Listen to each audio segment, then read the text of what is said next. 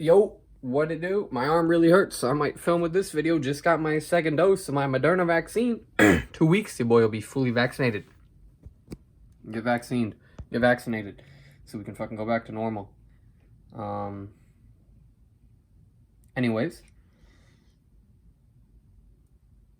Today was an interesting day on the market. I saw a lot of people on Twitter, I was going to say tweeting. I was just going to say on Twitter. And I just tried to say two things at once, so that's pretty fucking embarrassing that just happened. But I saw a lot of people on Twitter, Dave Portnoy, some other people I follow. I didn't even check Charles Schwab before I woke up. I saw them, they say it's a shitty day. I said, oh, fuck, right. So, I was expecting bad. I went to look. The S&P was down almost 2% earlier in the day. Here's what we'll look at now. Finished 0.87% negative. $8 lost. Still almost 4% up on the year. So nothing crazy. What is crazy though is now that I'm getting more and more money, whenever I start to lose higher and higher percentage, I start to lose more and more. Still up on the year. That's the one thing I'm worried about. Like right now, if I lose 1%, I'm down to 3. You know what I mean? But if I still had my 350, I'd be at 10%. It wouldn't be so bad. But since I have more invested, it's just like it might be a little spooky. But S&P down 0.87%, not bad. Hopefully it'll bounce back tomorrow. You know, that's all you hope for. International Large Business Plan almost lost everything it gained the other day. Still up almost 7% since I've had it for about 2 months, so that's pretty good. I'm definitely going to need to invest more in that. I don't know if that's inflated a little bit because of how little I have in, but it's still good percent. IHAK up today again, so we're back in the positive on that. Excuse me. This I'm pretty sure this is going to finish out the year like maybe 2 or 3% in the green. That's just how this seems to work, you know. But I'm still in the positive, 40 cents, as you see right there. But yeah, 0.41%, not bad. It's below 40 again, but I could see it going above. This was actually, I think this was down when I was looking this morning. Let me look. Let's take a peek. So yeah, I was looking at around 11:30. It was down. It was down bad. 37. It made up $2. That's about 10% in a day. No shot. Maybe like 9%. I don't know. I don't really know much about math, but it was up, so that's good. Somehow it was up 1%. Still 41% lost, but I feel like it hit its bottom. Hopefully it'll come back. You know, hopefully it'll start rising again. Just needed to get to 135 and I'm selling, unless the day after it goes to 150. But you know, sundial, I'm okay with holding on to it. I honestly kind of want to buy more. I have 30 cents, so I can't really buy more of that, but I do want to buy more. I should buy more with just the money I have in my bank account. I can't do it. Canopy, down 1.12%. Obviously, this is probably the worst decision I've ever made, and I've made some pretty stupid decisions in my life. So this is probably the worst decision I've ever made, even though I only have 1 share. So actually, I'd take that back. It wasn't that bad. It's a learning experience.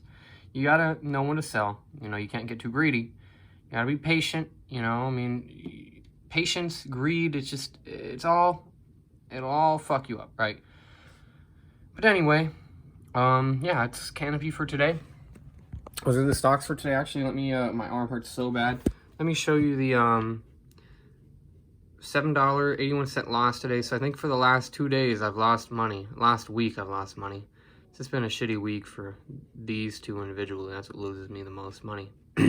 But it's barely anything. You know, it's $5. Those will go back up eventually, obviously. They're solid companies. So hopefully they go back up sooner than later so I can really see some benefits here. Long term though, I really only care about the S&P 500. I'll be honest with you. The whole reason my dad got me into this was to invest into a mutual fund that's like annually has returns that in a decade or so, just continuing, even increasing the amount I put in. By the time I retire, I have a few million fucking dollars. I could retire comfortably, you know, plus the money I put in. You know, you're gonna make more money in your life. You're not gonna be making $100 a month putting into that. Because, you know, you see all the time on Instagram, you put $100 into a month into an S&P, or the S&P 500, you wait 20, 30, 40 years, 10% annual return, you're sitting at probably $3.5 million just off of $100 a month for 50 years, and I think it came out to around $80,000 invested. But since it's grown and compounded, that turns into $3.5 million. Which who doesn't want $3.5 million when you retire? You know what I mean? You could do whatever you want with that amount of money. A lot of people retire with $400,000. You know, let me look up what the average retirement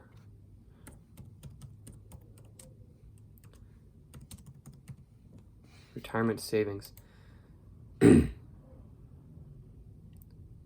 How much does the average person have in their savings when they retire?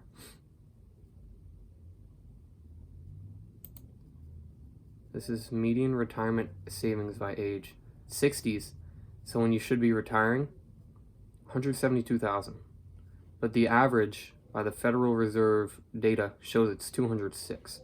So if you just invest into a mutual fund, a solid mutual fund, you'll be almost 10 times more money.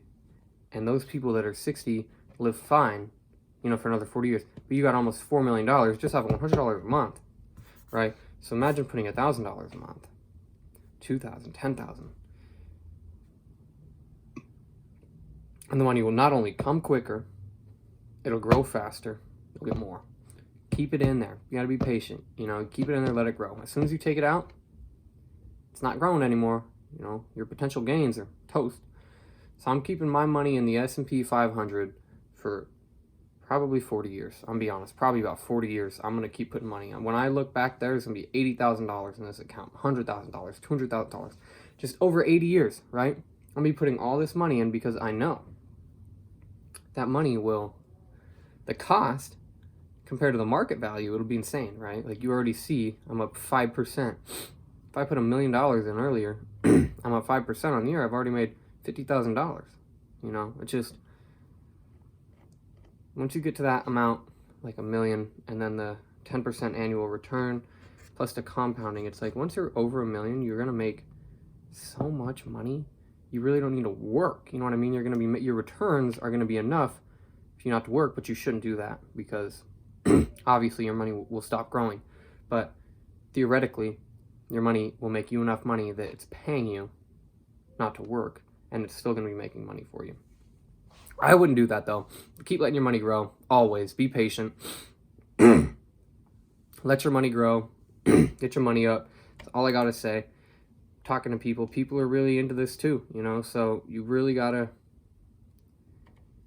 get your money up, and it'll come. You know, it'll come. Believe that. It might not come 10 years, but you don't need to retire when you're 30, right? You know, people don't want to work their entire life, but I mean, it's the world we live in. That's just the shit that's gonna happen. So you're gonna have to be real with yourself.